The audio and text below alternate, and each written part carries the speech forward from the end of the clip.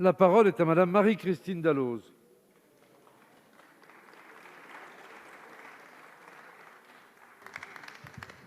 Merci Monsieur le Président, mes chers collègues. Monsieur le Premier ministre, vous êtes en poste à Matignon depuis 100 jours et la réalité, c'est que vous augmentez déjà les taxes des Français. Je veux parler du durcissement sans précédent du malus écologique sur l'automobile prévu dans le budget pour 2021. En effet, l'achat d'un véhicule neuf sera considérablement alourdi par ce malus dès le 1er janvier. À l'origine, le malus avait été créé pour financer les bonus dans une démarche incitative. Mais vous, monsieur le Premier ministre, vous cassez cette logique en augmentant beaucoup plus fortement le malus que le bonus.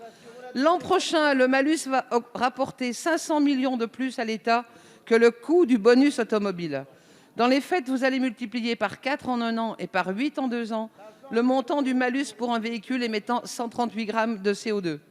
Et il va ainsi des voitures familiales comme la Peugeot 3008 ou encore la Dacia Sandero.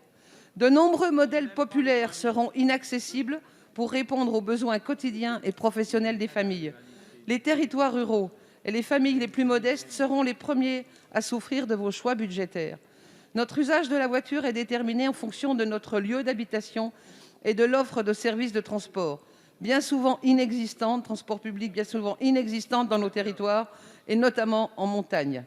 C'est bien là l'exemple frappant d'une écologie exclusivement punitive, servant surtout de prétexte pour faire l'approche de nos concitoyens.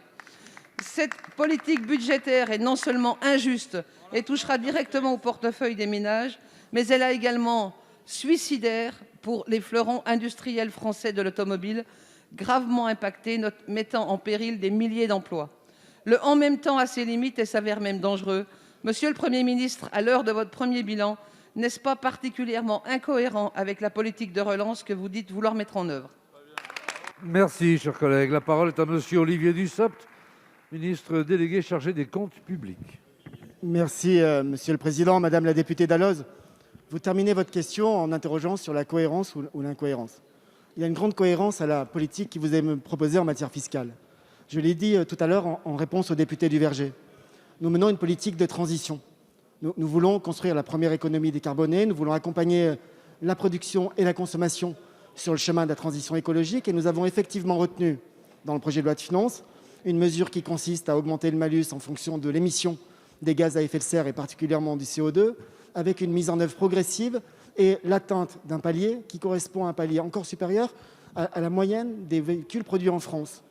C'est cette volonté que nous poursuivons et cette volonté que nous mettons en œuvre à travers cette politique fiscale.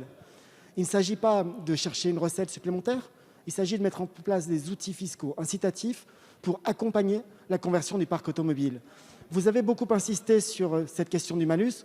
Vous auriez pu aussi souligner dans le même temps les efforts que le gouvernement fait pour favoriser la conversion du parc automobile, avec des primes à la conversion qui atteignent un montant que vous n'avez jamais connu, avec la volonté d'accompagner les consommateurs et les ménages français à la fois sur la conversion automobile, mais aussi sur la rénovation énergétique des logements, sur la rénovation énergétique des bâtiments publics.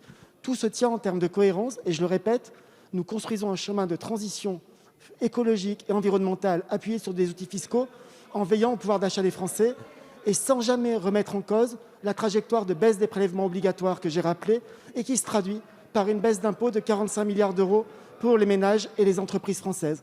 C'est là notre objectif, c'est notre ligne de crête et je vous invite à nous suivre sur ce chemin. Merci, Monsieur le ministre. La parole